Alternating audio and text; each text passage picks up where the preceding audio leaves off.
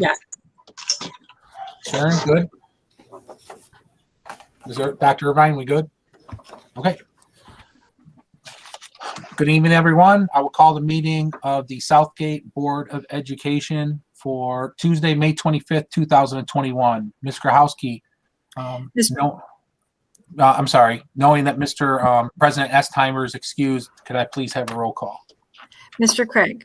Here. Mr. Freitas. Here. Mr. Green. Here. Mr. Lamos. Yes, here. Dr. Pomponio. Here. Mr. Sage. Here.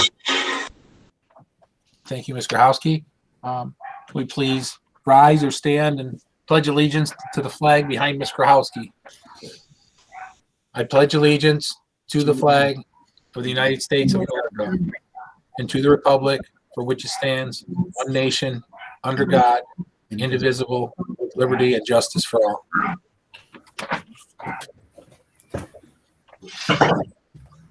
Southgate's mission statement is learning for life.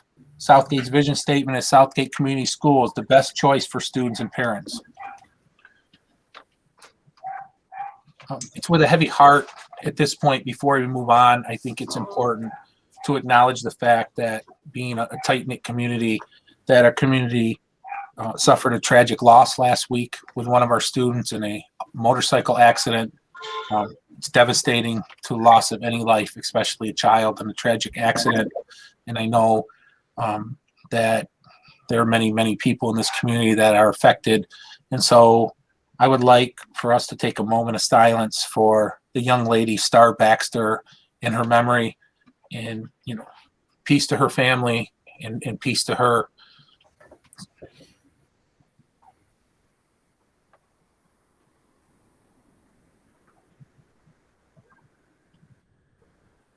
Thank you. Our condolences from all of us, I'm sure, to the entire community and to the family of Star. With that being said, I move on to item D, which is a revision to the agenda. Mr. Craig. Mr. Green, I'd like to revise the agenda.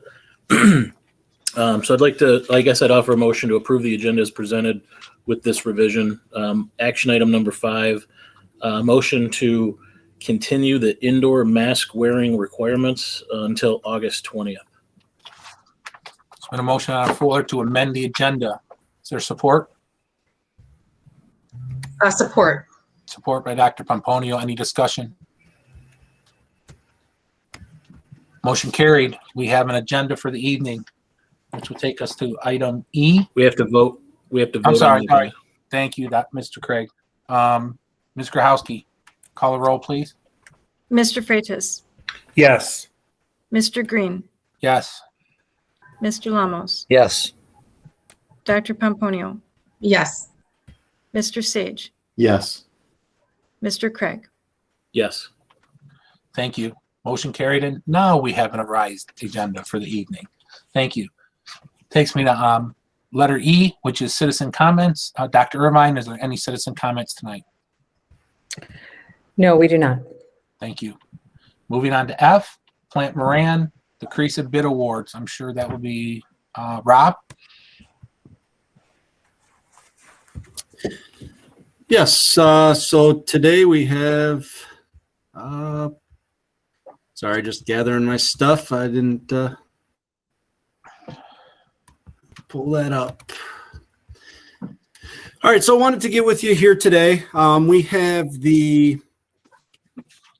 We've received the bids for bid package 2, which is the bulk of the natatorium addition and the weight room renovation at the high school. We had previously brought to you for approval bid package 1, which was the foundations and site concrete, in order to kind of get that part of the project going, get contractors on board and start with the submittal and material procurement process. Just on last Thursday afternoon, we took the bids for the remainder of the project, which involved 19 different bid categories for the rest of the project, from masonry, steel, tile, painting, carpentry, mechanical, electrical, all the different components of that. So today here wanted to kind of update you on those bid results, let you know how they came in. We're still in the evaluation process. We still have a couple weeks of meetings to pull everything together and get back to you, but wanted to talk about a few things with that. So if you remember from the design development presentations that we've had along the way, we brought a schematic design presentation to you at one point, and then a design development. And along those, each of the ways we were a little bit over, we were over budget on each of those, but we had looked at multiple ways to try to come down on the budget. And really just to kind of back up, when we started the entire bond process, we started looking at options for the pool. There was a committee that was developed. We went and looked at a few different pool options.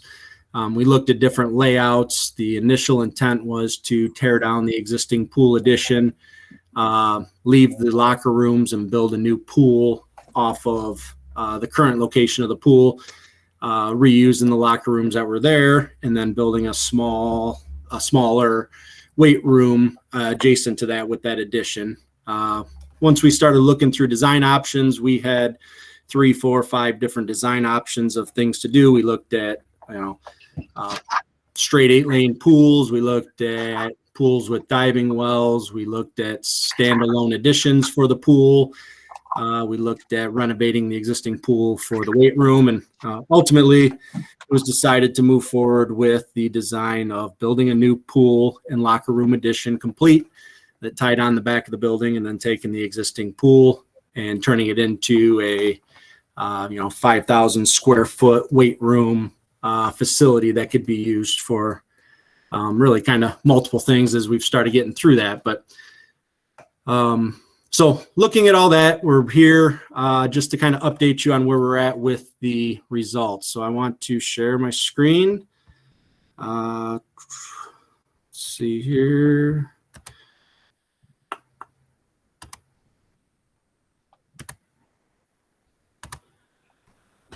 Just for a little summary of where we're at. So can you guys see my presentation? Yes, sir. Perfect. All right, so to go through present mode here. All right, so to kind of recap the bid review for the hard construction cost, the initial budget that was set up for the natatorium and the weight room was just shy of $9 million for that addition. So when we had put that, back in 2019, when we were developing this bond program, we were using some historic data, recent bid projects for that type. But we also knew that it was a hot market at that time. I mean, prices had been increasing. We were kind of watching the market. This was pre-COVID, any of the kind of market issues and commodity issues that we're having now, but we knew it was a pretty hot market. So, the budgets that we put in were what we felt were accurate, but we had definitely built in some contingencies in there that we'll talk about here in a minute, knowing that there was potential for, cost increases to continue. So looking forward 2 years further now, we're past that market. We hit COVID. Things kind of did a downturn for a little bit. And now, if you're watching everything, commodity prices on stuff are all over the board. Prices were coming in real low a few months ago. They started creeping up here recently, and now, prices are going back up. You're seeing issues, across the nation with material delivery shortages and things like that. So a lot of different factors have come into that, but where we're at really, schematic design, our budget estimate that had come in was 11.1 million. At design development, we had tweaked that. We had further defined the scope of work. The estimate came down to 10.8 million. And then this week, with getting the bids in and looking at them right now, the total bids are in a range of 12.3 to 12.6 million dollars. The reason we're kind of given that range right now is because we have not vetted all of the contracts at this point. They've had probably 6 post-bid interviews so far to date since receiving the bids on Thursday. They have about 32 or so more scheduled here in the next 7 to 10 days. So there's still a lot more to go on. They typically interview at least the low 2 bidders. Some categories, they're looking at 3 bidders. So we've kind of given that range in case we have bid issues with any contractors that have coming in with any of the pricing or anything. So with that right now, we're looking at a budget reallocation required of somewhere from 3.3 million to 3.6 million. So I know first question obviously is, what do we do? Where do we go from here? What are our options? How are we going to do that? So like I said, there are contingencies that we had built into this project, and a couple of things that we're looking at really for options that we could do is, option one, move forward with the project and allocate the funds as noted. So we could take a look at the budget. We have funds in the cost escalation budget for the program. So when we developed this, we knew this was a 5-year program. It was a 2-series program. Each of the years we put in a factor for cost escalation. With all that, when we set up the budget, we take all those escalation dollars, we put them into one bucket to be used. This project, we actually, if you remember, Series 1 was supposed to be a little bit smaller than Series 2 for total dollars, but based on how the market and stuff was going when the bond sales were done, we were actually able to kind of flip-flop that. We received more money up front here in Series 1 than Series 2. So what that allowed us to do was get some of those additional escalation dollars that we had factored in for construction costs that were going to go in 2024 and 25 and bring those ahead a couple years into 2021. So we have a pretty healthy cost escalation budget for this program that could be used for instances like this for cost overruns. We also have an owner contingency that we set up for, items that we may want to change, may want to allocate, things like that. So between those two items, we have funds available right off of those two items to fund this project and keep moving as kind of scheduled. One other thing we could also do is we have a project contingency of 10%. So we could look at possibly reducing that down a little bit to 8 or 9%, which would allow us to allocate some funds from there. So we wouldn't necessarily have to take it all out of the owner's contingency or cost escalation line items. So, between those three buckets, we really feel that this project, we could move forward with it with those increase in the budget by the $3.5 million. We will be able to finish all the other projects that were planned in the bond and continue to move forward with those. It would still leave us dollars in there for if there are any future, cost issues that we have. Hopefully, times change here, through the course of the next 4 years. Who knows what's going to happen with the markets and labor and things like that. So this wouldn't necessarily be strapping all the cash out of it or risking anything. It would still give us the flexibility for future projects. But with that, we're also looking to explore VE options from the subcontractors. So one of the key things that Grainger is doing in the post-bid interviews is talking with those subcontractors and see, are there things that they see in the design that they could save some dollars without affecting the overall cost. Sometimes getting that perspective from the contractors helps you see items that, maybe the design team or the construction manager didn't see. So we are asking those questions to see if there's ways, to help reduce the overall cost of the project.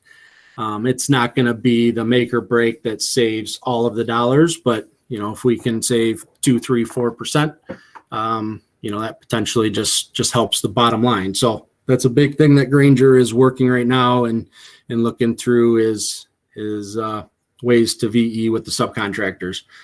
And then lastly, really that would keep us on track. It would allow the project to be completed next year with some of those contractors. So one of the things is the roof deck and roof joists. I don't know if, you guys probably haven't heard, but steel is very hard to come by right now. Most of the bidders were telling us it was about 50 weeks to get steel decking and steel joists across the nation. There's a national steel shortage right now.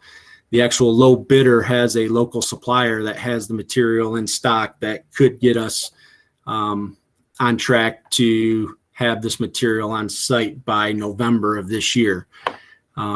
So that's one of the things moving forward is it allows us to jump in and potentially keep this project going and on track. So that's kind of the first option is let's move forward. Let's be diligent with it. But we have escalation and budget dollars that we can appropriate towards this project and keep moving. Another option would be, we could take a little pause to the project, look at, ways to potentially redesign this in different ways, and then look to rebid this at a different time, whether that's 6 months, 12 months, 18 months, look at what is that nice target window? When does the market, does it start to change? We don't know that, unfortunately, there isn't anything that tells us that. It looks like, something areas may be changing a little bit, but, we don't know that. But could we look at maybe rebidding this in 6, 8, 10, 12 months from now and get a different outcome? That is a possibility and something we could look at doing. That may or may not save us the cost, but it would be an option to look at, to explore all options and potentially find ways to reduce costs. Downfall of that was whatever we delay, that would just delay the opening of this project by, that amount. So if we decided to wait a year, see where we're at, we may or may not save costs. If we do save costs, that'd be great. If we don't, we might be in the same boat. But then we would have the project completed a year later than planned right now. Third option we were kind of looking at was, we could potentially look at reducing some of the scope for now. So maybe we take a look at the weight room or the lobby renovation and pull some of that out. I know that's a big component of the project, so that's not an option that may be liked or feasible, but I guess we want to talk about all options that would be possible. We could hold on that, maybe come back after the bond if there's still we still have those escalation dollars and stuff set aside in there and do those projects at a later time. Again, might not be something we want to look at, but wanted to talk about those options, or taking the pool and maybe reduce the pool size or the deck size. That was important stuff that we looked at, was maximizing the amount of deck space so we could host tournaments with larger crowds or larger team numbers there and have the space around there. But we could look at potentially reducing that if the overall cost, I thought, was just to reduce the cost. So really just wanted to kind of talk through 3 options. It's early on, we just got this information Thursday. We've been talking almost daily, trying to explore different options, figure out what we can do, continue with post-bid meetings. But we wanted to get this in front of you as soon as possible here, at this very first board meeting after this, and take a look at these and explore these, answer any questions you guys may have. If you feel strongly for one approach or another, if we were okay to proceed ahead, we will continue to move forward. Or if we wanted to look at, one of these options or another direction, kind of wanted to talk with you here today and open up conversation. Thank you. Any questions for Rob? I just have one. Mr. Lamo? If we decide to stay forward, to stay in a go mode, and you mentioned the one supplier has the steel that we need, is that pretty reliable, or can that change too, given the market? Well, that's kind of step 2 of what to talk about. They bid it Thursday, and they qualified their price to hold until tomorrow. Now, that doesn't mean things are going to change. Doesn't mean the cost is going to go up. We met with them yesterday. He was confident that right now he could get it there in November. Every day that passes is just, however many orders come in, it just pushes us back. He was confident that, he could do this job. He knows it's not easy to get approvals and stuff, but his hands are kind of tied. It's about a $500,000 order for him for the steel. So it's not like he could just have the vendors hold it with hopes of it passing. So with that being said, one of the options we were going to present today, if there was any way to optionally do it, was try to hold a emergency meeting sometime in the next, 5 to 7 days and see if we could bring just the steel package to you for approval. to get that order released, as we're still moving forward with all the other awards. But we could get a contract then going for the steel, get that order placed. I know that causes problems, and talking with Sharon and the team earlier is obviously there's a lot of things going on here, school activity wise and the holidays, but if there was any way to bring in do a virtual emergency meeting here sometime in the next week, that would just help us secure that spot. We could have a package put together by end of day tomorrow. They're doing their final vetting of the contractor right now.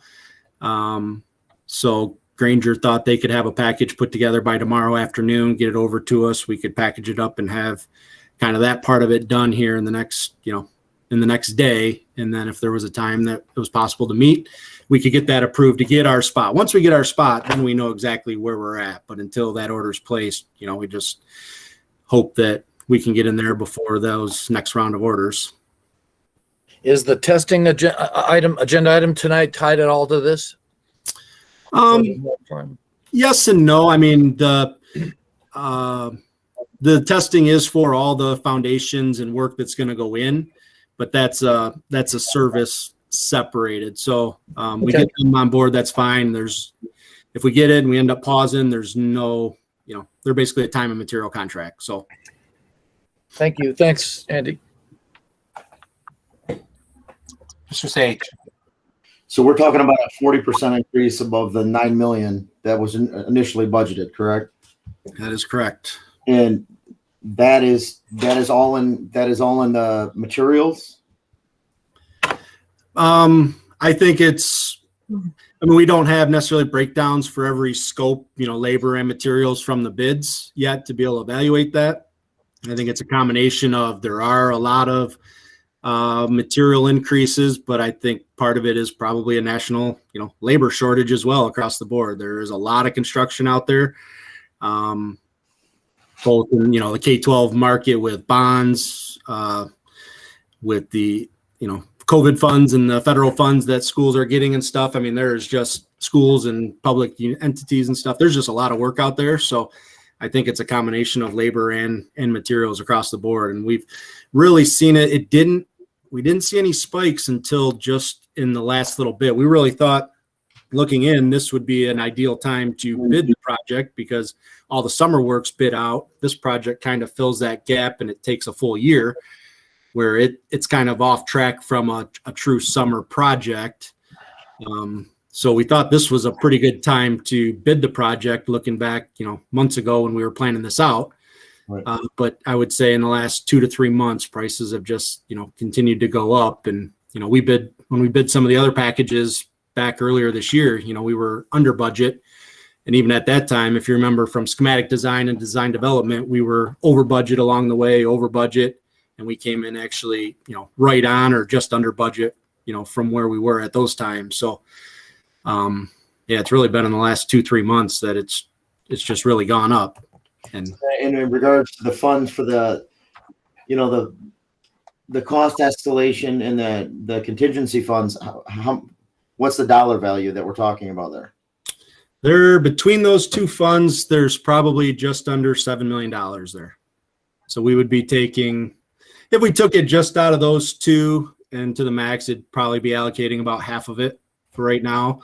But like I said, we'd look at potentially, tighten up our contingencies a little bit along the way. That would save some of that, other ways that we could as well too. So we wouldn't take all that, but with that, it would still leave us a decent owner's contingency for things that we would want. And what we'd also take a look at is escalation, just trying to project out for our work in 2024. And again, right now it's pretty hard to look out to 2024 to know where we're going to be at, but we would still, we're looking at probably 15 million in work, somewhere around there.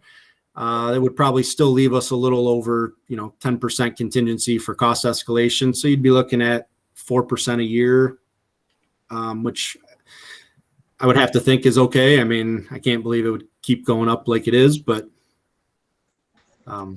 talking with Granger and talking with our team and stuff, we felt if we could keep that, up over 10, 12% in there for those years, that would be a pretty good safety net. So, Thank you.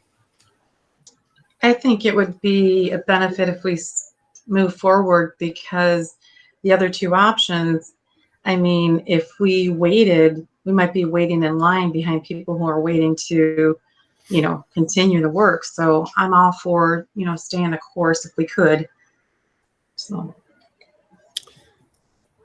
yeah, that is true. And that's where, our hope that, with that, we're not having to reduce any scope right now. We've been fortunate with this bond, with where we're at with the budgets, that we're not taking scope from other projects to fund this, that we can keep our other projects in tow right now and keep planning for those. So, Right.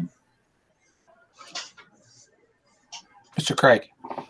So there was a bullet point missing from the presentation in the number 2, which is the pause, and that is costs can go up. It's not, if we rebid this in 6 to 18 months, costs can go up. Like you said, we're competing with a lot of people who have a lot of money now. There's a lot of federal money that was not out there. And I can't think of a school bond or city bond that hasn't passed in the last 5 years. So everybody in our boat is spending money at the same rate. I haven't heard that we can't afford to do this. So I haven't heard that. And just something for everybody to keep in mind. I know the board members are aware of this, but for the viewing public, we have to build this pool. Not building this pool is not an option. When we set forward that bond and we did that, that was a contract we made with the city and the taxpayers, is that we are building this pool. No matter what it costs, we are building this pool. So it's important to keep that in mind. And yeah, I guess my take would be move forward, and you take your wins, you take your losses, and you go. So I'm going to jump in on Mr. Craig and Dr. Pomponio, and I'm going to agree with them that I think moving forward is the best option. Anybody else on the board disagree with that path? So I think the direction, Dr. Irvine, is going to be that we're going to move forward. I think the next option, however we want to do this, is for Tim or you and I, as soon as possible. We need to get a feel from the board to get in a very quick 5-minute emergency meeting to approve the cost of the steel before that price on that quote, moves up. It's so volatile with the price. And we also have a holiday weekend coming up, so we don't have many options here with where we can go, but we need to get that done as soon as possible, I believe. Yes, we'll definitely work with you in getting that scheduled. And Okay. And then I'll just say to the rest of the board, if you want to pop me a text or something, what day may work for you, so we have an idea. We need to get this pretty critical. This is one of those times we need to get this moving pretty quick. Should be, action item, 5 minutes in and out, right? Just to approve it. So. Well, if we do it virtually, I can make time for, whatever time we can do it as soon as possible. Rob, when are you going to have, when could we have everything ready for us?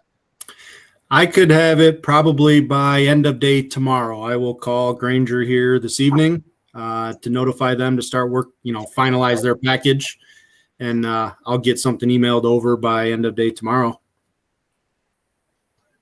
Just throwing it out there. Is anybody opposed to Thursday at 6 or 7 for a 10-minute meeting? 6 We have might Thursday, that wouldn't be enough time to notice. scholarship ceremony. Scholarship. I forgot the scholarship meeting Thursday, so I think we're probably looking at next Tuesday. Right? No? maybe we can look at a variation in time. So it isn't a 6 o'clock. If it's virtual, is it possible to do something, for instance, in the morning? Or is it possible to do something later in the afternoon? I mean, we really have full days ahead.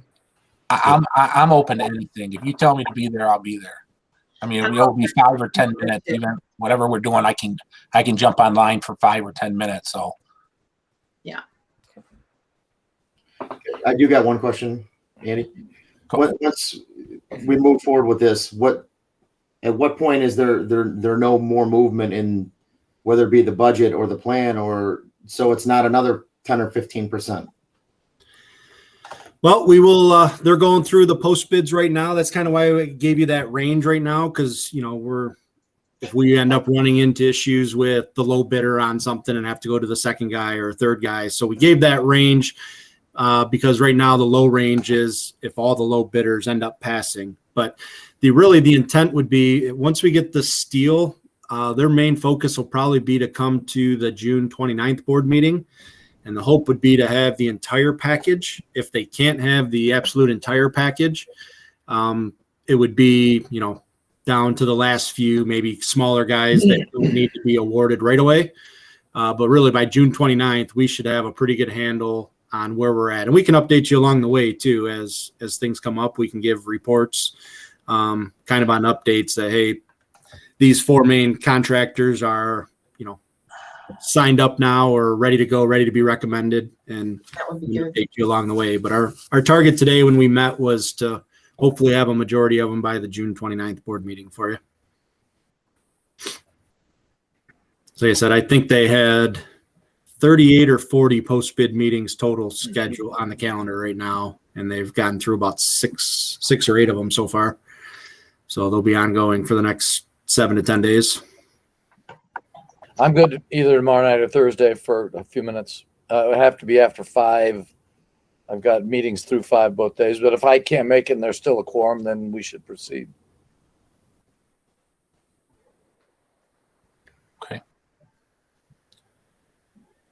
Okay. Dr. Irvine and I will talk and maybe as soon as after this meeting or tomorrow morning, and we'll try to see if we can work something out with that. We'd like you there, Rick, for sure, but I think we, may know where we're heading with this, without saying it. So, any other questions for Rob? Dr. Irvine, so I think we know what direction we're heading and to look Yep. for the emergency meeting. So We will. There are some agenda items certainly that are related to some awards for services. We can go ahead and move to our next presentations here and then just have that as part of the explanation for the motion when we get there. okay. So, well, the presentation finance update, but first, if we go to any other questions for Rob, I'm sorry, or for administration. Dr. Irvine, is there a superintendent update? I do very quickly. Okay. I have here, I just want to recognize, let's see a tab, and a little bit, oops, that was the wrong one. Okay, I just want to recognize all of those who came out for our beautification weekend. We had such an overwhelming response, and we want to say thank you to the Rotary Club, to those who donated flowers and plants. It was tremendous, absolutely tremendous. And I want to show you a little bit of before and after. So on the top is before and on the bottom is after. So you can really get a sense of the kind of work and the quality of work that went on for this weekend. And I just want to say how much I appreciate that from our community. And we have another day scheduled on June 5th. And it is certainly a vision and a dream of mine to see all of our athletes and all of our extracurricular student groups doing a fall and a spring or a spring beautification project, so that we can keep this cycle going, so that we are always in a place where our students are investing in our school district and feel a sense of ownership and pride in what it looks like, and our community does as well. So I just want to say thank you and to our community, and just what a remarkable job they did.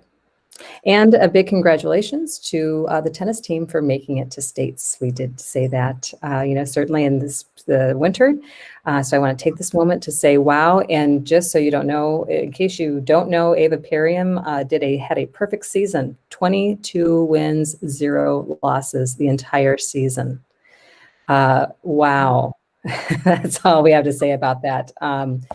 So congratulations, Ava, on such a stellar showing. And you've brought that Titan fear to every school district around. So that's remarkable. Just do you just food for thought? I know we want the athletes to be involved, and they have been involved. Is maybe think about June 12th instead of June 5th. You know, June 5th is baseball and softball district. You won't have any of them. Not that they're going to lose districts either, but I mean, you're going to lose a good portion of those athletes on that day. We have enough projects to go every Saturday. Okay. I just, So the band's coming out on June 5th, though. We already booked them. okay. So yes, we'll take whoever the next weekend as well. So we've got enough. Okay. And thank you, Dr. Irvine. Thanks. Item H, which would be the finance update. I will assume that is Miss Barb. Yes, and Dr. Ryan is going to share for me.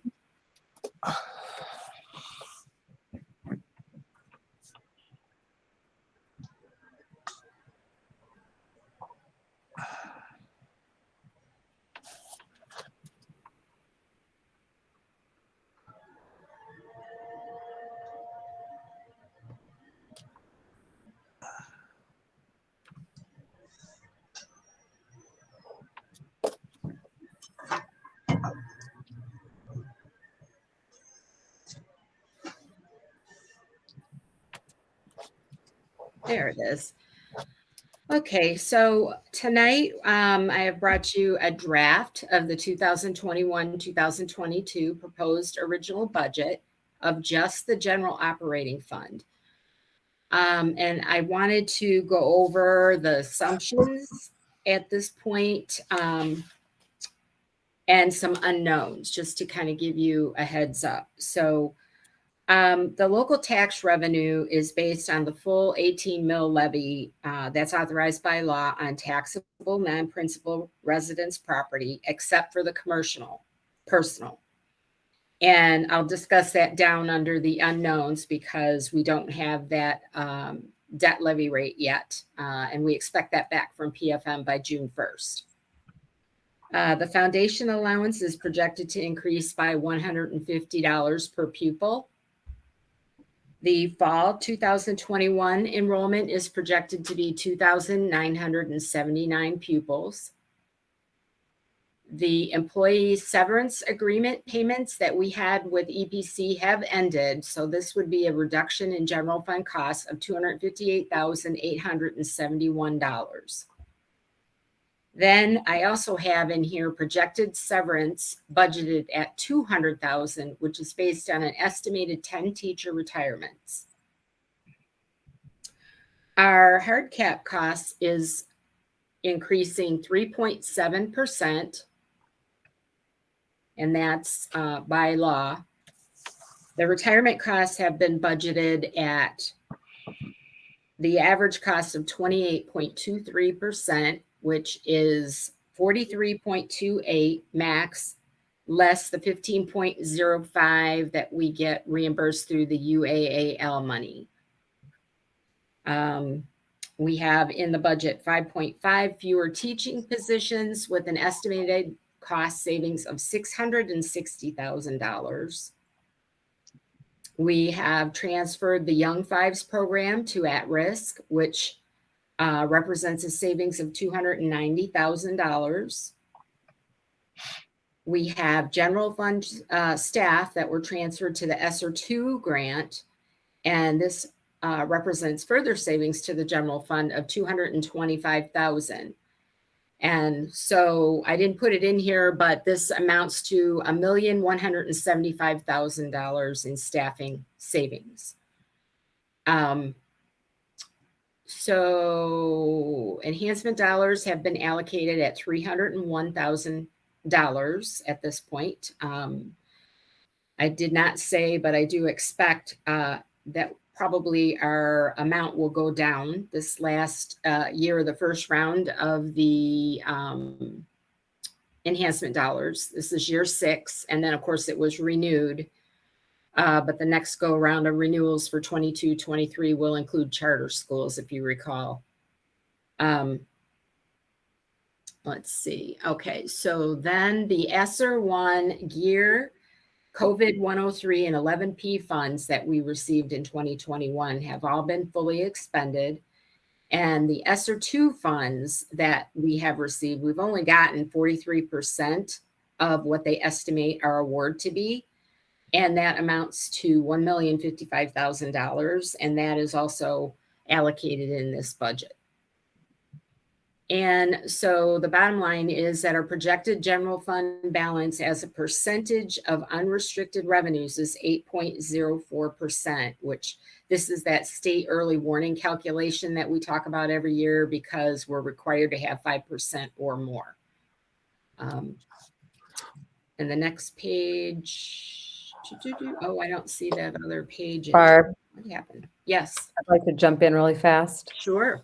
and make sure we clarify that the 43% of the ESSER 2 funds, which represents 1.055 million, that is 225 of that money has been allocated towards relieving the general fund there, the 2 bullet points above. So that comes out of that. The rest is money in and money out.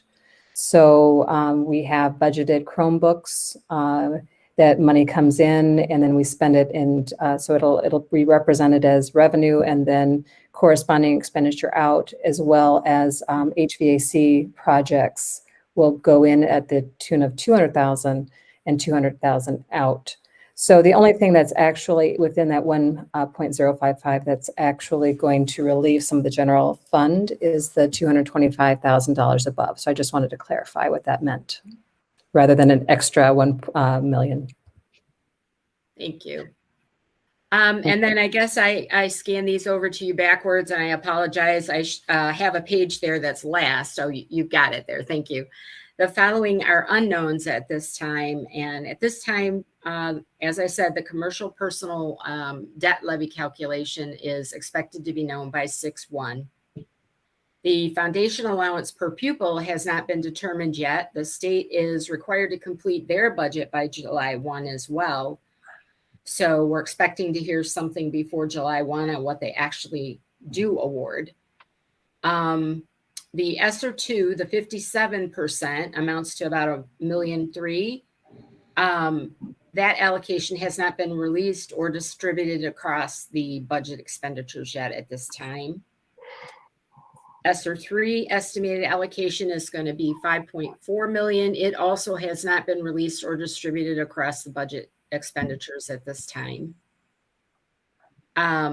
We have bargaining unit contracts. All of them will be negotiated for 2021-22.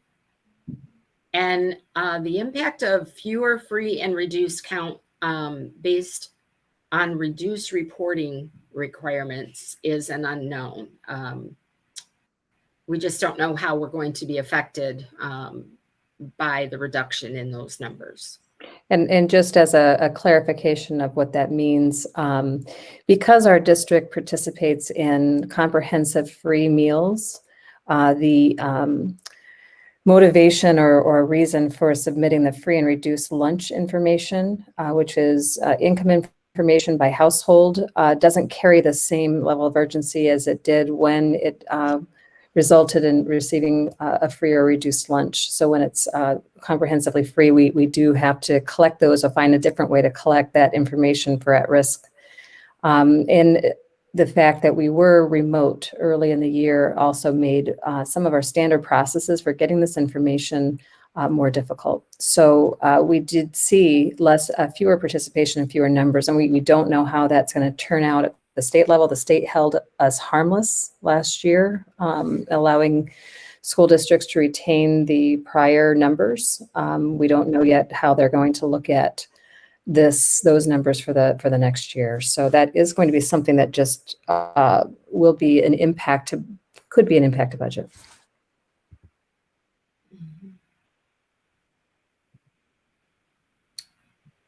So this is the draft of the original budget, and starting off with revenues, you're going to see that there's a reduction in revenue and a reduction in expenditures. And so that $3 million that you see in the budget change original to amendment is listed as a positive. That's because revenues are credits. I know it's kind of a strange thing. It's an accounting thing, but it represents a $3 million reduction in our revenue. And then as you go down into the expenditures, now you're seeing the bracket. So that means that's a reduction, or a reduction in those expenses as well overall, due to some of these cost saving measures that have been implemented.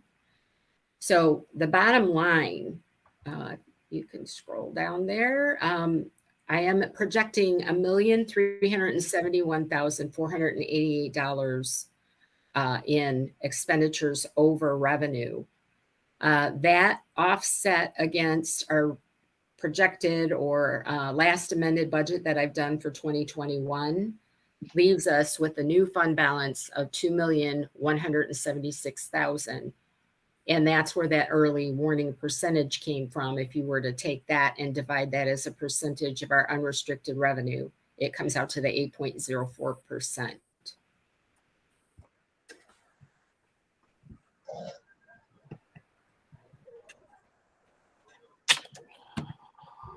Okay. Any questions for Barb or Ms. Wilson or Dr. Irvine? Okay, Barb, I'm not sure if I overlooked it, but where are we sitting right now with regard to the 5%? We are, with this projection, we're at 8.04. And Okay. so we're good for this coming year then. We're over the 5%. Okay, and I have another question about the enhancement dollars. Is that based on the value of the homes and the taxes that are paid and what they get for the millage total? Well, they levy, I can't recall the percentage if it's 2 or 6, but it's based on your pupil count is how they distribute amongst the county. Okay, thank you. Mm-hmm. Are there any other questions from Ms. Wilson or Dr. Irvine? If not, just as a process, what we'll do as the month of June kind of goes through, we're going to find some more clarity and do some fine tuning on this budget. So when we start seeing where we're getting closer to a better estimate of what the per pupil, we may see some tweaks in the budget. And so June 11th, you'll get another presentation, and we either can decide whether that's the version we will ask you to approve, or we'll go through another round and do a final approval then on the 29th of June when we think we have the best information. It just really depends on the comfort level of the amendment process once we get the details of the state's budget and what they're giving schools settled. Yeah, and that's the great unknown. We don't know that with that when we know the funds are there, they're going to release those funds, and then what's going to happen with the per pupil, but that's a yearly thing. So, okay. Any other questions? Thank you, Ms. Wilson. Appreciate it. You're welcome. That'll take us out to action item, item I, not action item, the consent form, which consists of the minutes for the May 11th, 2021 meeting and the HR update. If I could have a motion to approve the consent items. To make a motion to approve the consent agenda as presented. I have a motion on the floor. Is there a second to approve the consent agenda? Support. So I have a motion on the floor by Dr. Pomponio to approve the consent agenda consisting of number 1 and 2, support by Mr. Lamos. Any discussion? If not, Ms. Grahowski, could you please call the vote? Mr. Freitas, Yes.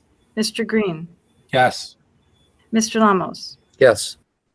Dr. Pomponio, Yes. Mr. Sage, Yes. Mr. Craig. Yes.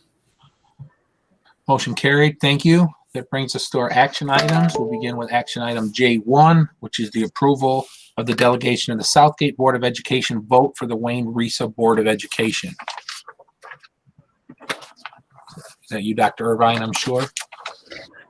Well, I will start it, but I will transfer it back to you guys. There is a resolution here to determine both who will be the individual who's going to cast a vote on behalf of Southgate Board of Education and for whom they will cast that vote. On Monday, June 7th, Wayne Risa will hold its board election. There's one candidate running, incumbent James Petrie. Election votes are cast by the local boards. So in this action item, the Southgate Board of Education will need to determine who it will support for the board seat and who will cast the vote. So there is the backup information there, as well as a formal resolution, which outlines that, but I think the board will need to make that decision at this time. Thank you, Dr. Irvine. Haha, I can't read it this time. So do we have to read the whole thing, the entire resolution? Okay. No, I don't think so. I don't think anyone wants to hear that the whole thing. I don't No. So through discussion with Tim, we decided that I'd be the one to cast the vote and he'd be the alternate. So works for me. unless someone else wants to volunteer, I'm open. Nope, it's all you. Okay, I move to approve the resolution designating local districts Wayne Risa election representative as Dr. Pomponio as the voter and Tim Estheimer as the alternate. Support. I have a motion on the floor to approve the resolution designating local district Wayne Risa representative as Dr. Pomponio, alternative as President Estheimer, and support by Mr. Lamos, I believe. Is there any discussion? If not, Ms. Grahowski, can you please call a vote? Mr. Green, Yes. Mr. Lamos, Yes. Dr. Pomponio, Yes. Mr. Sage, Yes. Mr. Craig, Yes. Mr. Freitas. Yes. Thank you. Motion carries. Congratulations, Dr. Pomponio. You can have it. We love you. Thank Go you. for it. My pleasure. Takes us to item, Mr. President, yep, sorry, sir. I'm sorry. I think we need another motion though to pick our vote, don't we? Yeah, I think we actually, well, it's one candidate, but I guess technically we probably do. The motion for Let's Mr. do Petrie, that. for Mr. Petrie. I'll entertain a motion to select Mr. Petrie as our Southgate's school board's vote. Mr. So Chairman, moved. I'll offer a motion to select Mr. Petrie as our choice. Support. Motion on the floor by Mr. Craig, support by Dr. Pomponio, that the Southgate School Board Education will offer a selection of Mr. James Petrie for the Wayne County Risa board election. Is there any discussion? If not, I'll entertain a vote. Ms. Grahowski, please. Mr. Freitas, Yes. Mr. Craig, Yes. Mr. Sage, Yes. Dr. Pomponio, Yes. Mr. Ramos, Yes. Mr. Green. Yes. Motion carried. Thank you. Thank you, Mr. Craig, for bringing that to my attention. Brings us to action item J2, the approval of the bid award for the summer 2021 renovation, asbestos abatement remediation. Who will be presenting? Mr. Rob. Yep, that'll be me. So, yeah, the package here today is for asbestos abatement related to the summer renovation work that we're doing at Grogan and Davidson here this summer. Arch Environmental is the district's abatement consultant that was utilized. They did a survey of the building. They also reviewed the construction documents to determine the impact of construction to any abatement that was in that building. So they identified the areas that they could see that would be affected and put together an RFP for abatement contractors to bid. So they reached out to 5 qualified abatement contractors, received pricing on May 17th from 4 of the firms. And based on that, are recommending Environmental Maintenance Engineers Incorporated for the abatement at Davidson Middle School and Grogan Elementary School for a total award recommendation of $4,500. Included in the package is the Plant Moran recommendation letter. We've also included the recommendation letter summarizing the award request from Arch Environmental for environmental maintenance engineers. There's included a bid tab that shows the bid results that came in from the 4 bidders that submitted bids. And then we've attached the bid from environmental maintenance engineers on there. So again, this includes all the abatement that could be viewed or seen that would be impacted from the work that's going on this summer in those 2 schools. Okay. Any questions for Mr. Craig?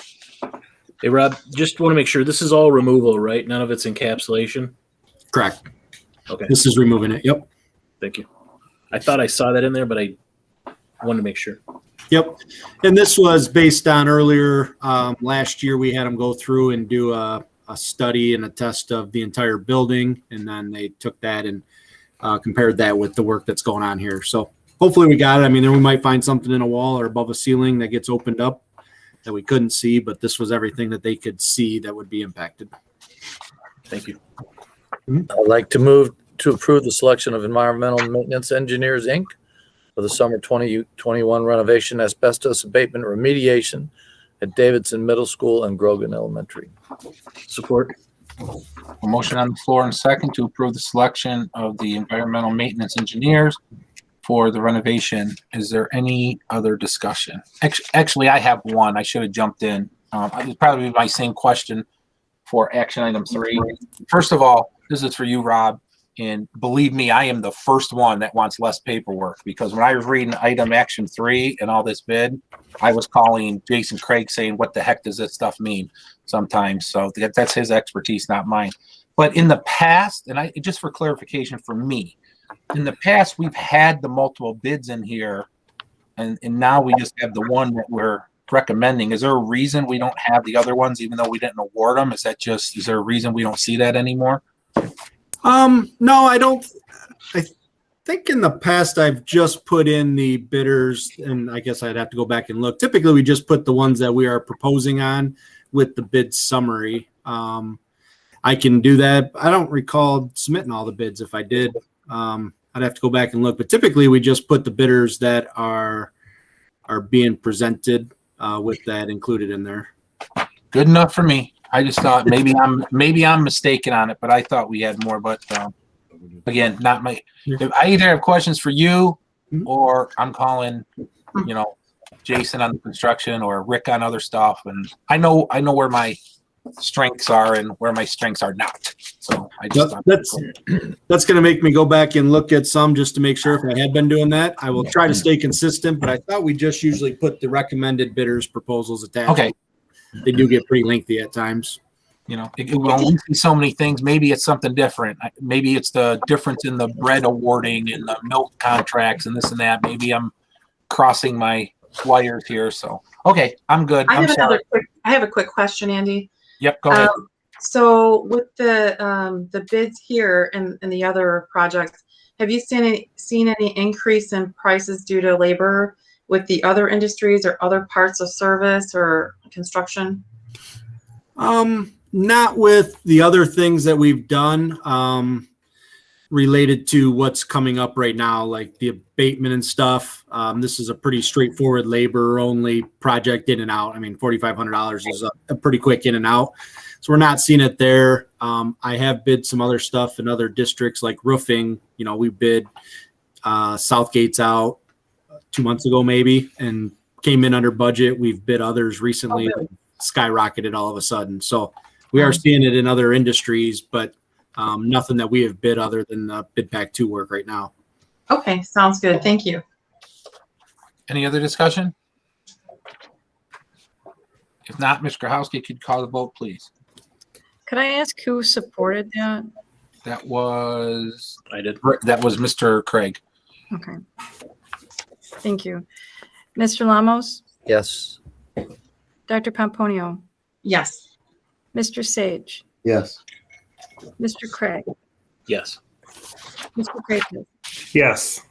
Mr. Green. Yes. Thank you. Thank you. Motion carried. Take us to action item J3, the approval of the material testing services for Anderson High School natatorium and Grogan Elementary School 2021 renovations. I will assume this is back to Mr. Rob.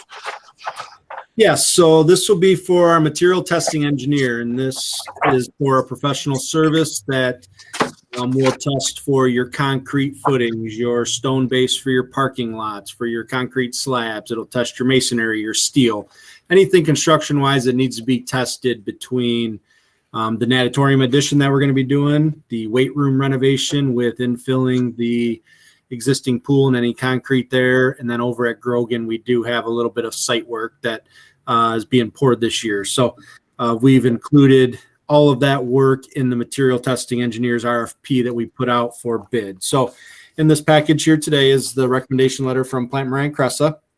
On March 3rd, we put a formal request for proposal and we issued it to 5 qualified testing firms. On March 18th, we received proposals from all 5 of the firms, and we have evaluated each of those and spent time kind of looking at them. With that, material testing is a little bit different animal. They are bidding a service basically on a time and material basis.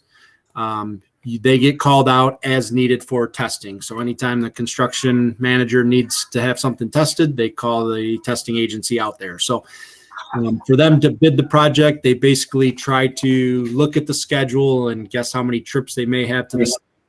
They put budgets together, but they also bid hourly rates and or half day or daily rates that are comprehensive of all their costs. So we have to evaluate, you have to look at multiple different ways depending on how the firm looks at it. So sometimes it's hourly rates that then have additional fees for engineering support or management oversight or travel or different things that they put into it that they will bill you each time. Some of them have flat rates. They say every time I get called out, it's X amount for the day or for the half day.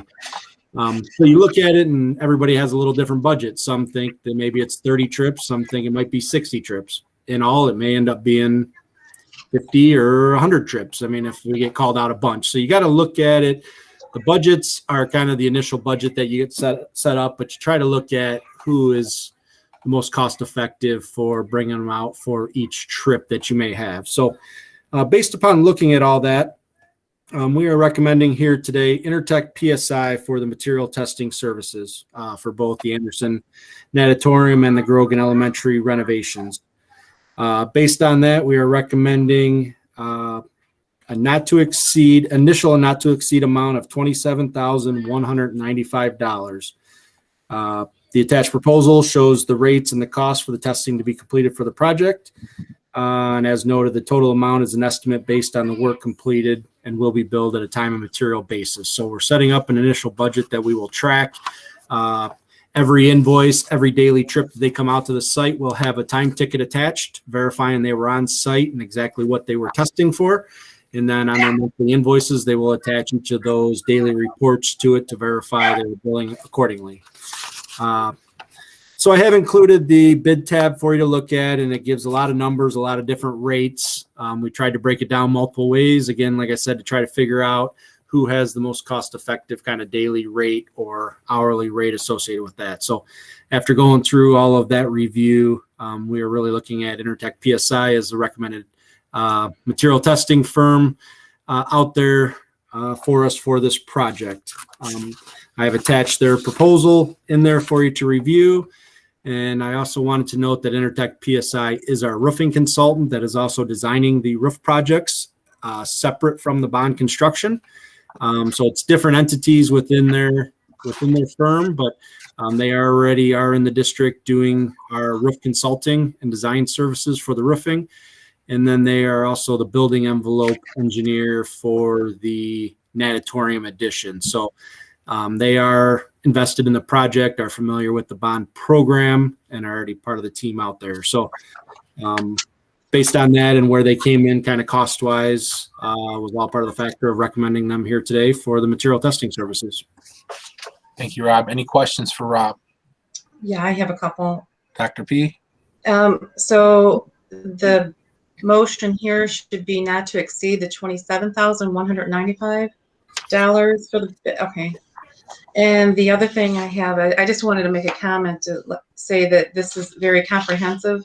And I like the project organization chart and the resumes, because it tells us a little bit about the experience that they have and what their, you know, what their work is and their field is. So I like that. Thank you. Yeah, and we will set their contract initially for that amount. We will track it along the way, and then we ask for updates periodically from them. You know, if we're 50% of the way through construction, we'd like to get an update from them. You know, if they're 70% build, then let's look and try to budget, you know, where do we think we're going to be at the end? Because like I said, again, they're coming out every time we call them. So they're guessing how many times they're going to get called out for testing.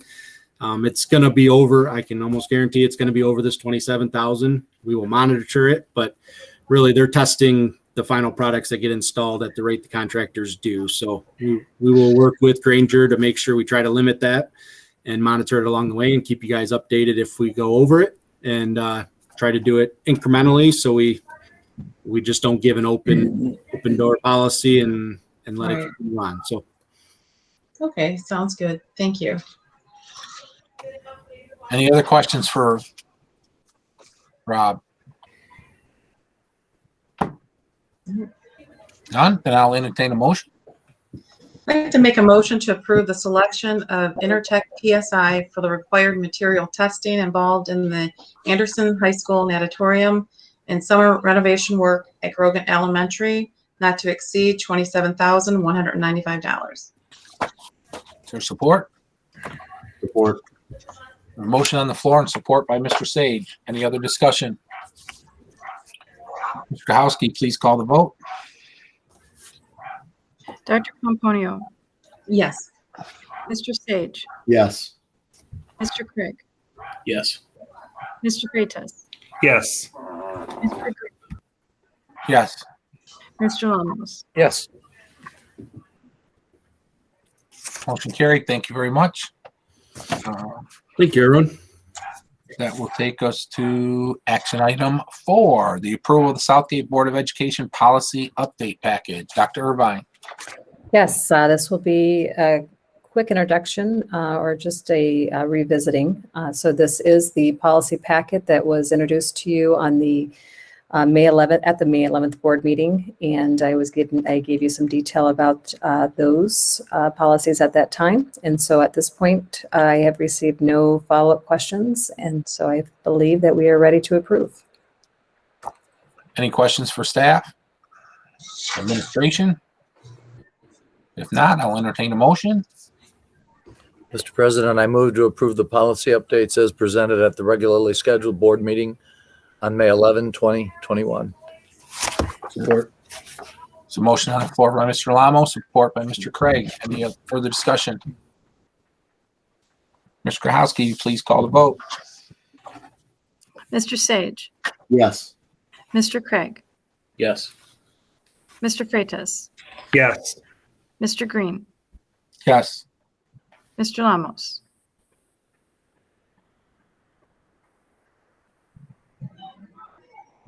Mr. Lamos, I think that's a yes. He's muted. You're Dr. muted, Brett. He's got to give you a thumbs up. Dr. Pomponio, Yes. Thank you. Sorry, I lost my window. Yeah, I couldn't get back to this window. Apologies, guys. That's great. That's fine. The thumbs up worked. But I've been there, so that's why I know fumbling around for the bright button. Motion carries. So action item J, the motion J5. I'm sorry. Motion continue in mask wearing. Dr. Irvine. Yes. So on June 1st, as you're probably well aware, the Department of Health and Human Services for Michigan will effectuate its new gathering and face order, eliminating mask wearing requirements for vaccinated individuals indoors. Businesses and organizations may sidestep this by approving policy that continues mask wearing requirements. And There are several districts that are doing this, and the recommended way to do this is to make sure that the board has a policy so that when June 1st comes, if there are students and the public who want to enter school facilities, if the board is more comfortable making sure that the mask wearing is in place, and I would say that the district recommends this. We're really concerned about the impact of sorting students by vaccination status, as well as sorting and attempting to sort individuals by vaccination status. So were we to open ourselves to the mandate or the order as the governor has listed that, we would be responsible for making a good faith determination about whether or not individuals have been vaccinated. And we really do feel that that's a family privacy matter, that's a student privacy matter. And while this is the case at this point, we believe it's a better course of action to go ahead and just continue a requirement of mask wearing indoors. MIOSHA's already weighed in on staff and said that they will be required to continue to wear masks indoors. So that's already there for us. We have the end of school here coming very quickly. Districts around us are doing the same in terms of carrying on in mask requirements. We also have summer school coming ahead. So we want to make sure that that's something that we've settled for summer school, which is why we have a date of August 20th. Certainly in August, we can reconsider what the situation is related to the pandemic and any orders at that time to decide how we start the school year. But it's our recommendation that we establish this policy so that we can enforce it starting June 1st. Thank you. Any questions for administration? Dr. Irvine? If not, I'll entertain a motion.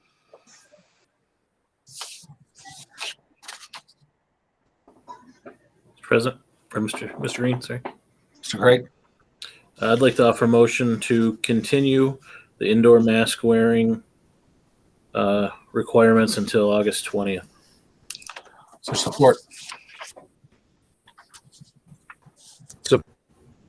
This Motion. Greg? Motion on the floor by Mr. Craig, support by Mr. Lamos. Any discussion? Mr. Green. Mr. Craig? So I'm hoping that we're seeing an end to mask wearing at some point, but I think right now we just continue out, the rest of this year, the summer school. Hopefully we can encourage more people to get vaccinated and it becomes less of an issue. But I mean, maybe at a point we are going to be sorting kids by who is and who isn't vaccinated. I hope it doesn't come to that. I hope we can just get to that point where most are and we feel comfortable. But until then, I think it's important to continue with the masks and especially around we don't know what we're dealing with the kids. We still have a group of our students that are unable to get vaccinated. So I think until then we gotta keep supporting this and continue on. Mr. Sage? I agree with Mr. Craig. More so on the basis of having the kids separated and there being that differentiation between the kids. You have to, in my eyes, we stay the course right now, at least through this date. Yeah. I will offer my opinion on this subject also. I'm on the same thoughts of Mr. Craig and Mr. Sage. This is, of course, a subject that's touchy with everyone, and I'm not saying if you should or shouldn't wear masks or this and that, but if we if we eliminate this right now, right after the order, then we're opening up a different issue, right? We're going to start asking students and families for vaccinations, and then we're going to get into it's not my right, and you're, discriminating against my kid who is or isn't. And again, that's probably not going to be an easy answer if it does come to it eventually, whatever the laws may or may not be. But I think at this point we already have, we already have a routine with the mask. We're not separating students with vaccine or non-vaccinated right now, so we stay the course a couple more months throughout the end of summer school, and see where we're at that point. So I would tend to agree with administration, with Mr. Sage, Mr. Craig on this issue. Any other comments? I agree. I agree that we don't offer incentives or anything that's going to discriminate one against the other. So I'm all for keeping the course right now. If there's any discussion, we will, Ms. Growski, have us call a vote, please. Have you call the vote? Dr. Pomponio, Yes. Mr. Lamos, Yes. Mr. Green, Yes. Mr. Freitas, Yes. Mr. Craig, Yes. Mr. Sage. Yes. Motion carried. Thank you. Takes us to employee representatives. Dr. Irvine, are there any employee representatives? Excuse me, Mr. President, I have to leave the meeting right now, so hopefully you can be excused. I will come back for the work session. You are excused, my friend. Thank you, guys. You're welcome. That'll take us to information and announcements. I have one. Dr. Pomponio. So I'm very proud of all of our athletes, but also the band and all of our other students. But I have a message for the high school seniors. To our Southgate Titan seniors, class of 2021, you've not only endured many obstacles and new things to worry about, way too young. The road that led you here to this point has been one that has been full of memories. You have many teachers, staff, administrators, link leaders, clubs, sports, band, art, robotics, JROTC, and other school memories that will stay with you a lifetime. Always remember that you are Titan strong, and whether you have one friend or many, you will be the one to pave the new road to the rest of your life. There are many people that we share in our lives that make up your family, and you are part of ours. It doesn't matter what you do, you will be great. We are your Titan family, and we'll be your cheerleaders for your health and happiness. Congratulations, class of 2021. Go take on the world. Thank you, Dr. Pomponio. Any other information or announcements? Mr. Sage. I'd like to echo Darlene's comments. So congratulations, great job on that. Bright futures ahead, obviously. Secondly, I'd like to say that, thank you to the board. And if you look at anything on social media with these kids in Washington, D.C. right now, thoroughly enjoying themselves, and you guys, gave them the opportunity and the chance to go, and they're there and they're having a blast. And hopefully they're learning a lot when they're there. But so thank you in regards to that. And echoing yours, Andy, with the young lady, Mrs. Baxter, our hearts and prayers go out to your family.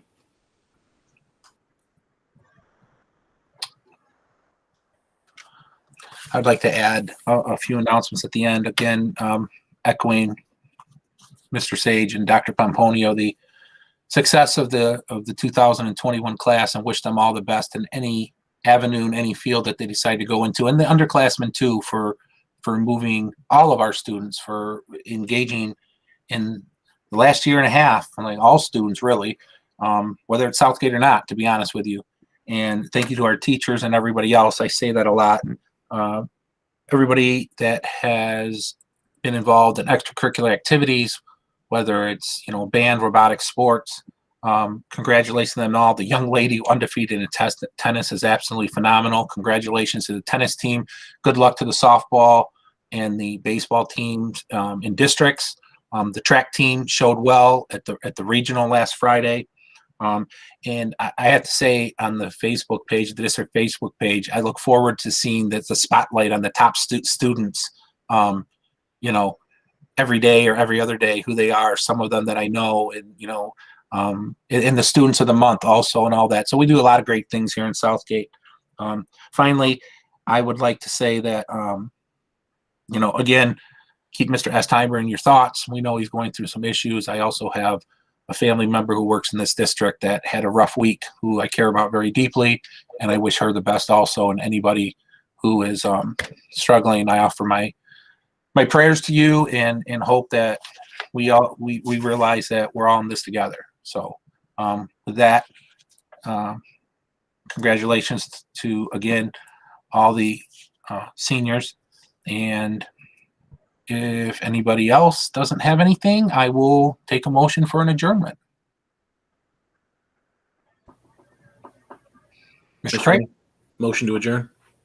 motion to adjourn. Is there a second? Support. Motion to adjourn by Mr. Craig, support by Mr. Sage. I don't think there's any discussion, so I will go right to Ms. Grahowski for the vote. Mr. Craig, Yes. Mr. Freitas, Yes. Mr. Green, Yes. Dr. Pomponio, Yes. Mr. Sage. Yes. The meeting is adjourned at 8:20. We will move over into our other link for a work session.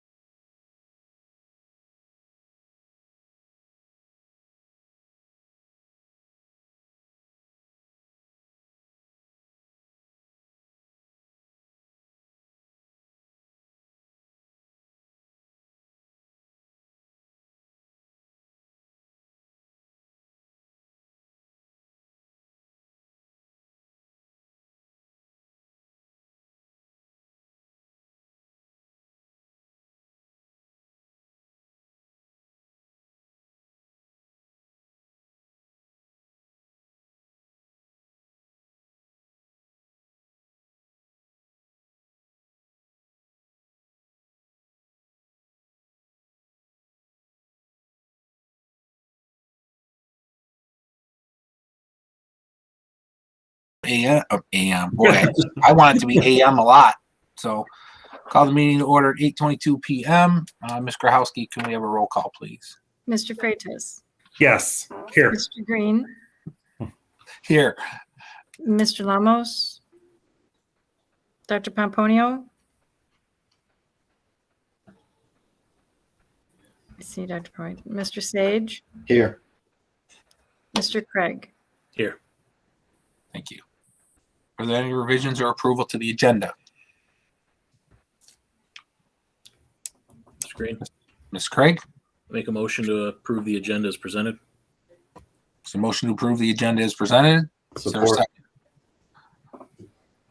A motion on the floor, support by Mr. Sage. Any discussion? Ms. Grahowski, I seem to say that a lot tonight. Can you please call the vote? Mr. Green, Yes, Mr. Lamos yet? I do not think so.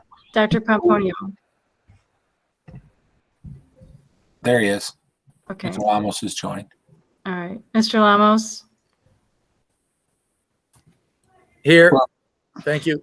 We're approving, we have a vote, Rick, sorry to interject, to approve the agenda. Okay. I approve. Yes. Dr. Pomponio, You're muted. Yes. Mr. Sage, Yes. Mr. Craig, Yes. Mr. Freitas. Yes.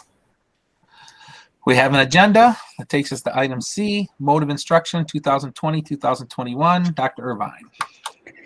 Yes, I do have a presentation. Okay, so for mode of instruction for fall of 2021. So that actually should say June 2021. I thought that had changed. But so actually, let's talk about the first one, which is 2021, the rest of this year. So it's pretty obvious that when we go to our June vote, we will finish out the year. We will have probably 3 days left. So we would continue with the in-person, remote, and virtual as we have been doing it. For 2021 preschool, or excuse me, summer school, we have K-8 in person at Asher 3 days a week, 3 days per week for 8 weeks. And for grades 9 through 12, we have an in-person and virtual option. And I'd like to go ahead and just kind of let Dr. Baker Herring just comment on the summer school kind of decision for in-person and kind of what some of those goals are. Sure. So with our K-8 option, we met with real close to about 40 staff members that were interested in supporting the program. And one of the big discussion topics was really that we try to reconnect students with school and their peers. And they really felt in person really needed to be our goal for this program.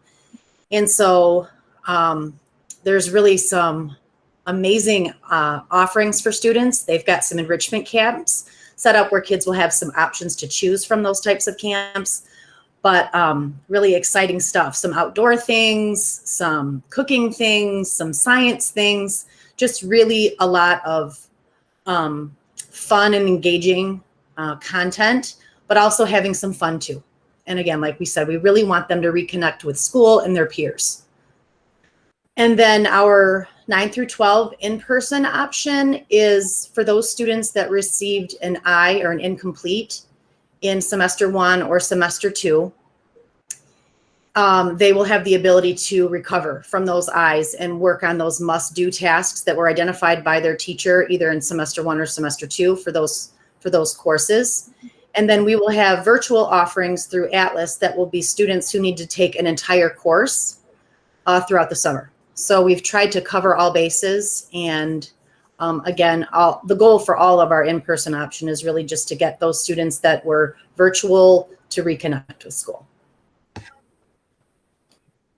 Okay. Great. Does anyone have any questions for us regarding the mode of instruction for 2021?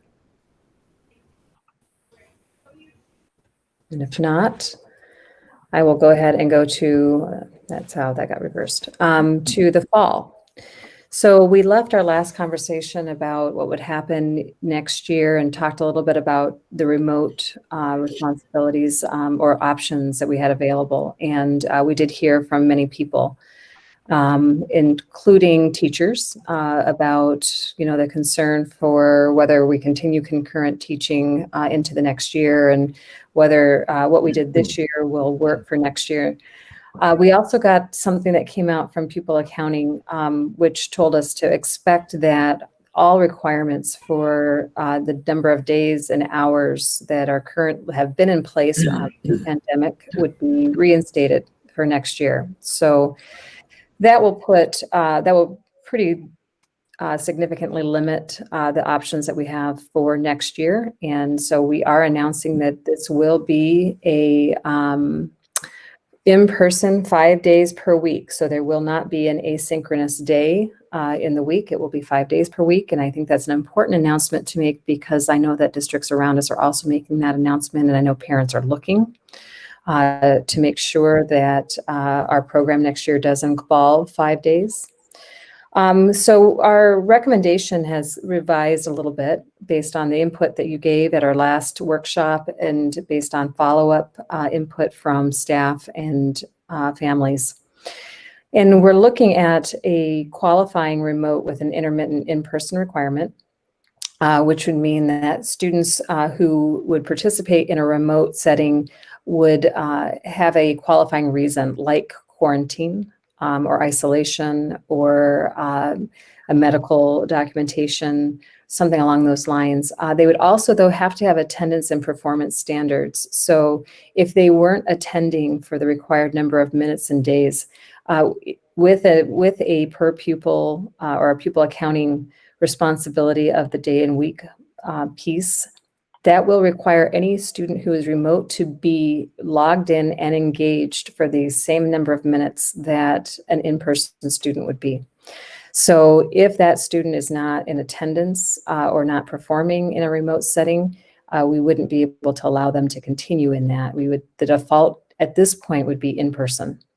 And it doesn't mean we're really not looking at a solid concurrent model like we have now. We're looking at maybe intermittent concurrent if, for instance, we have some situation that escalates positivity rates so that instead of shutting down the school or shutting down, we would be able to do a concurrent hybrid in place of that.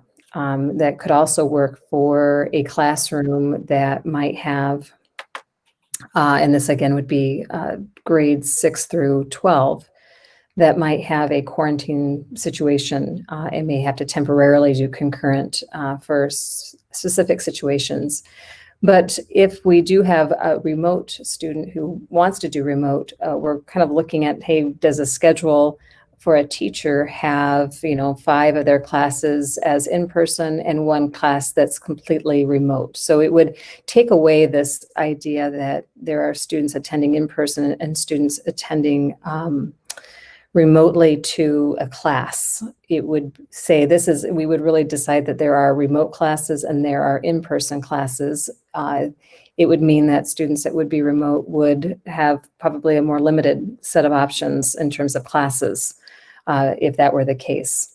Then we would have our virtual as well. And the virtual, we are looking at an improved curriculum program for our elementary students. This year we did Florida Virtual. We're looking at something that's a lot more engaging for elementary that may choose to be virtual.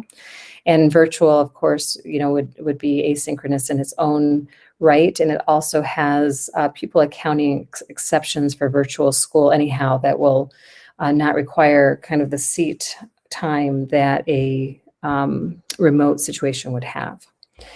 So I don't know if you have any questions about this idea or input on this one. But again, we do have some pretty significant rules that are going to direct us next year that weren't in place this year. Any questions for Dr. Irvine? Mr. Craig.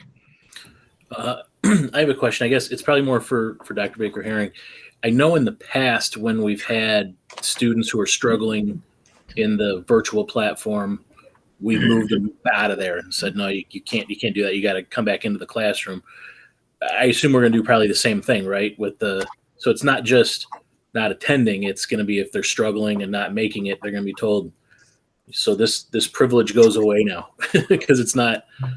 Is that right? Or Yeah, we really, we try, it's about being a good fit. And if the student is struggling and they're not performing well in the virtual setting, we obviously want them to be successful. So we try very hard to encourage those families that it really would be better if you were in person. Sometimes those conversations work well, other times not. But we definitely try to encourage the right fit and discourage students who have been struggling, especially if they have in the past. Okay. So what I'm seeing there is basically hey, this is our best improved model of how we deliver education, not COVID, not anything else. This is just an improved model of delivering education that we kind of found we had. And boy, it's nice if we can make this work, because that's the more options you offer and the more you can provide in a better atmosphere and in a better solution. I think that's great. So I think you guys did everything, at least what I was looking for. I know it's hard on the teachers. I know it's hard to say, hey, be in person, be live, and then also, be remote and talk to these half a dozen kids at home. I know that's very difficult, but anything we can offer that kind of provides varying levels of delivery, I think is great. So. Well, I think we're going to be able to keep a variation. I think it will look very different next year, though, rather than having so many of our teachers doing concurrent.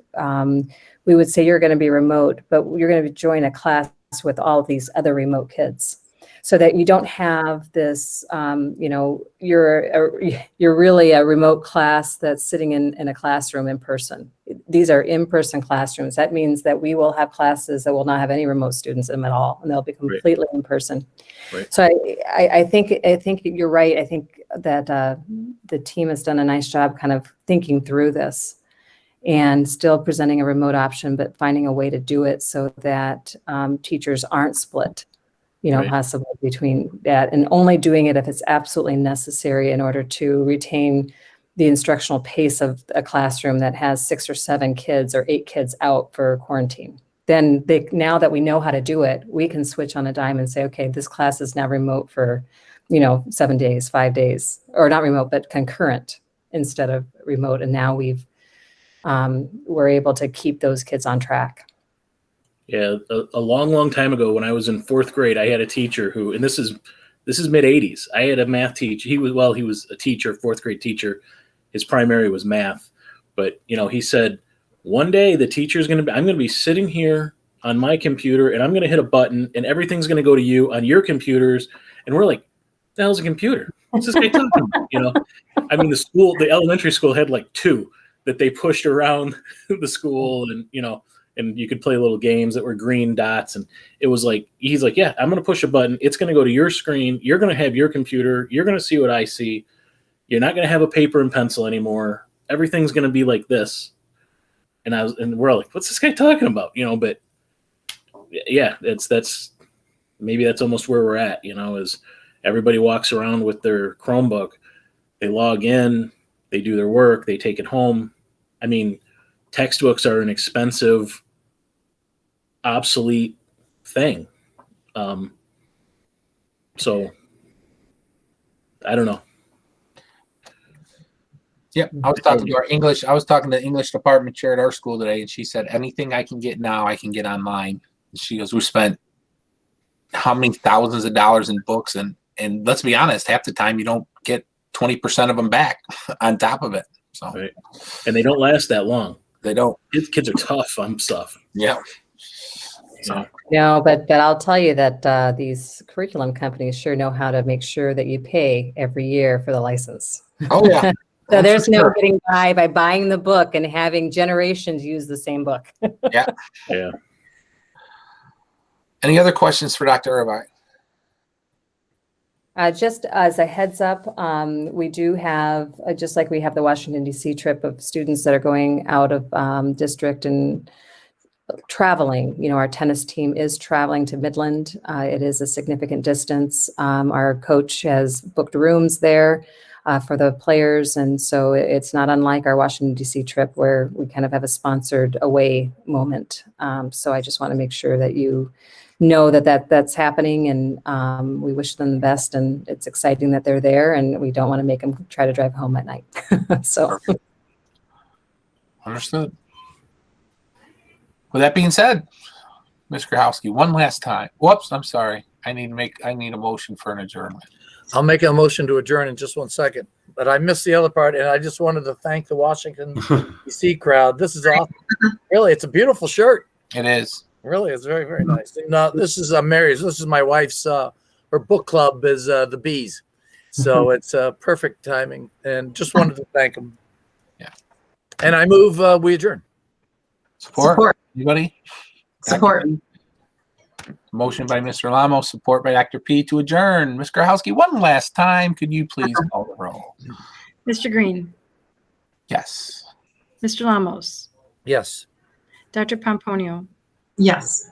Mr. Sage, Yes. Mr. Craig, Yes. Mr. Freitas. Yes. Meeting